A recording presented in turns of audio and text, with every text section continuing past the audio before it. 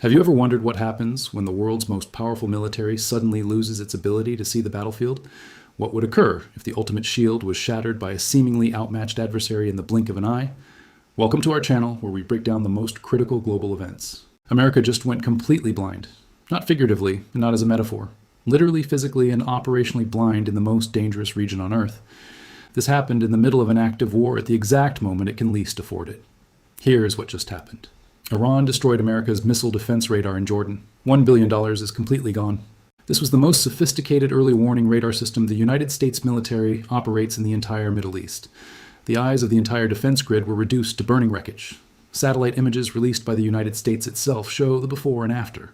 Before, there was a fully operational installation. After, there was complete devastation. And here is why this is not just another strike in a long list of strikes. Here is why this specific attack changes everything that comes next.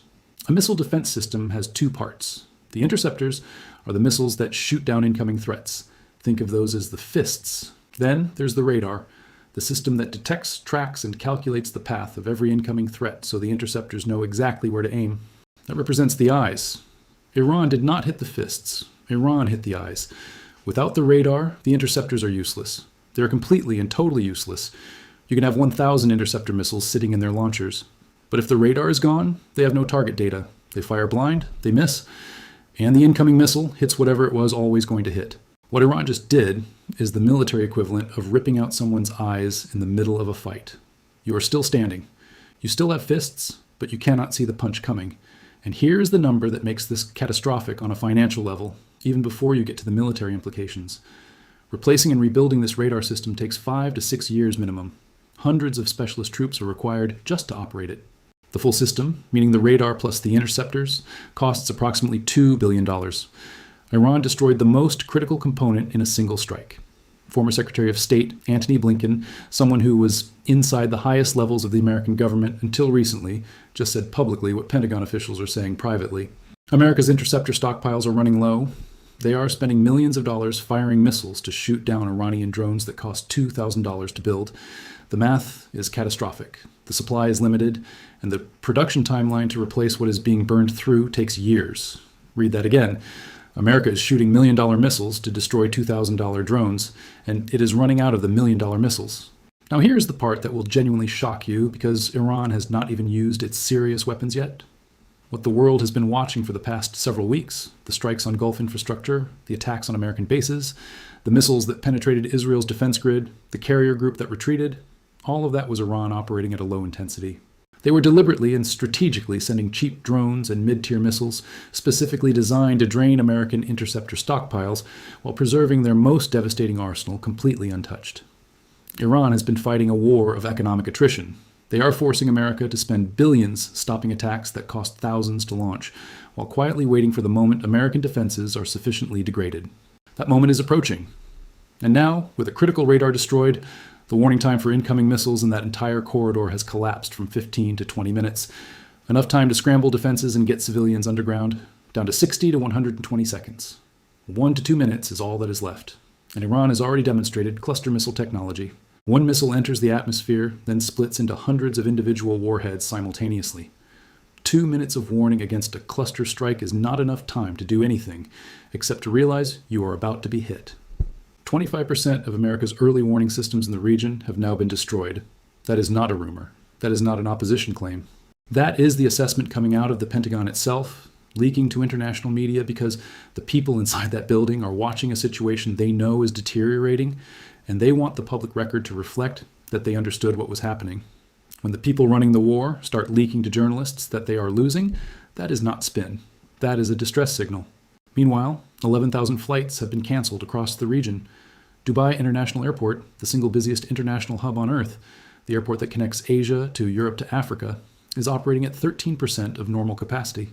The world's most important crossroads just went dark, and Donald Trump just changed the timeline again. 6 days, then 4 weeks, then 100 days, now 7 months. That is the timeline of Donald Trump's promises about how long this war would last. Each revision comes after the previous deadline passed and the situation got worse instead of better. And each new number is not a strategic reassessment. It is a confession, a public admission dressed up in confidence that the original plan failed completely, and nobody in charge has an honest answer for what comes next. Here is what 7 months actually means in concrete terms. Because this is not an abstract policy debate. This lands on real people in real ways that are already happening. Iran's strategy has been methodical, and it is working precisely because it is methodical. They are not trying to win a single decisive battle. They are running a slow, deliberate campaign to drain American military resources faster than America can replace them. Cheap drones force expensive interceptors to fire.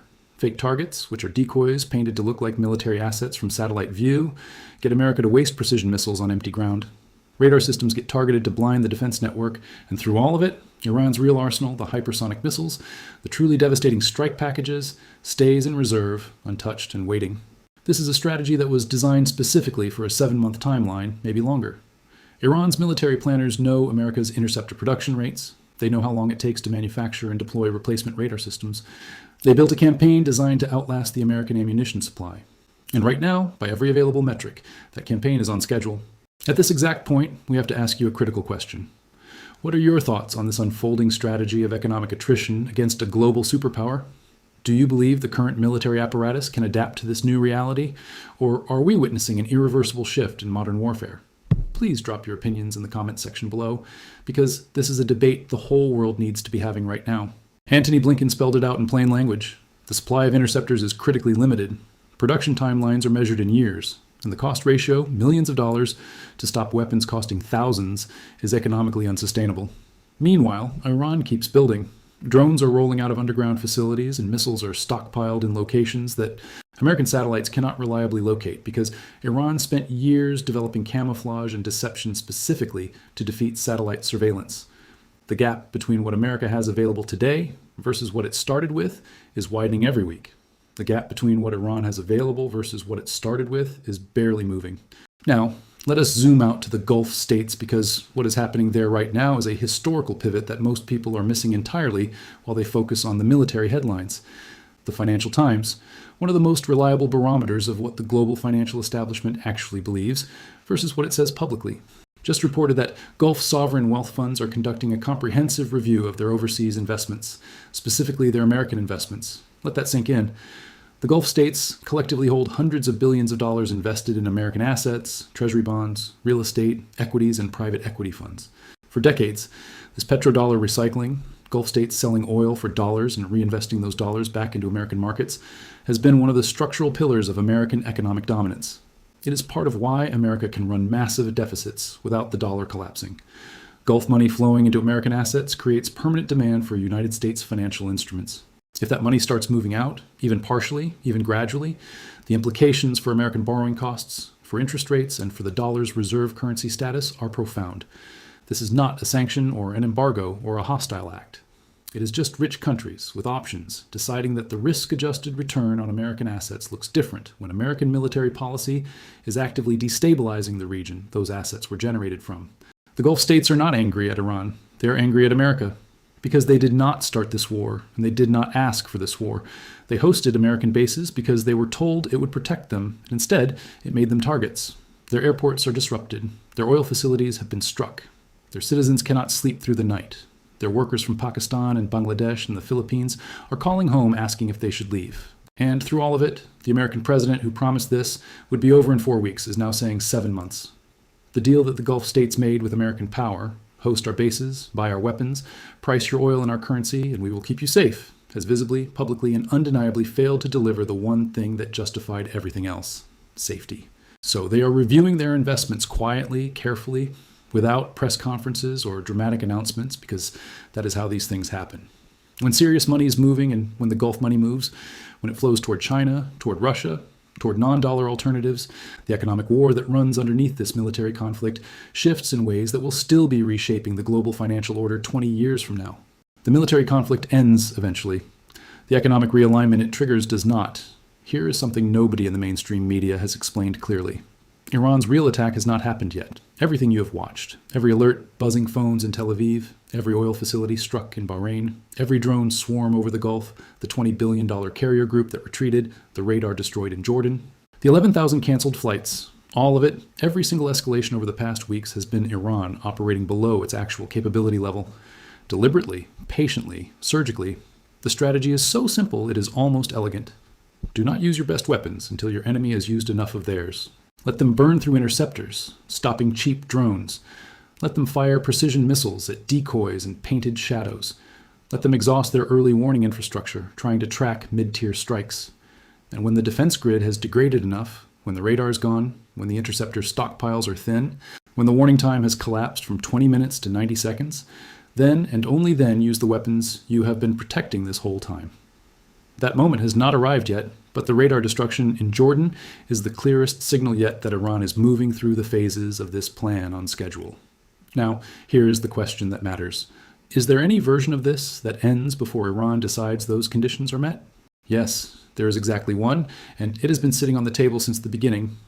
Iran has made the same offer repeatedly and publicly in plain language.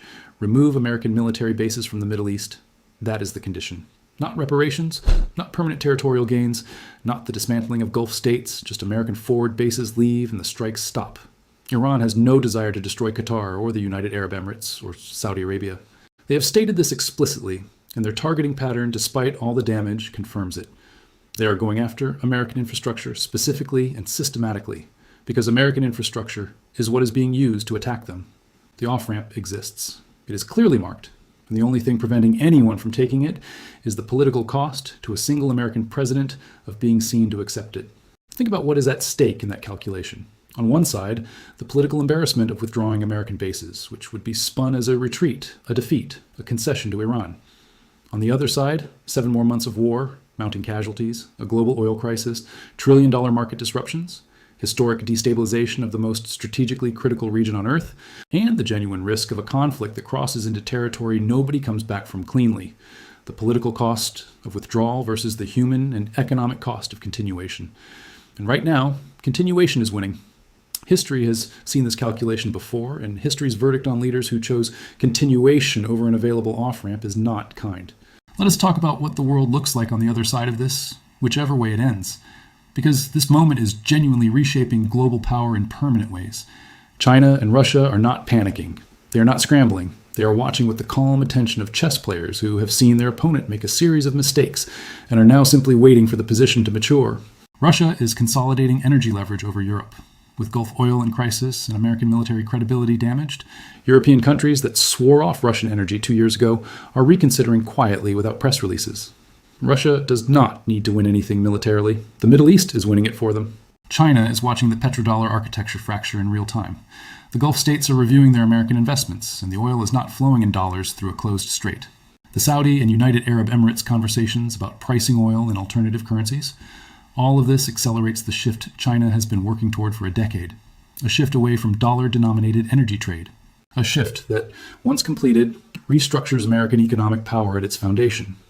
And Iran, a country that has been sanctioned, isolated, and economically strangled for over 4 decades, is now leading in a conflict against the world's most powerful military alliance. They are not winning in a traditional battlefield sense. They are winning strategically, winning the attrition war, winning the narrative war across the global south, and winning the long game. The radar is gone. 25% of the early warning network is destroyed. The carrier group retreated. The interceptors are running low. 11,000 flights are canceled. Gulf sovereign wealth is moving. The 7-month timeline has replaced the 4-week promise, and Iran's serious weapons are still sitting untouched. Every country in the world is watching this and updating its model of American power, of what American military protection actually means, and of what the cost of an American alliance actually looks like.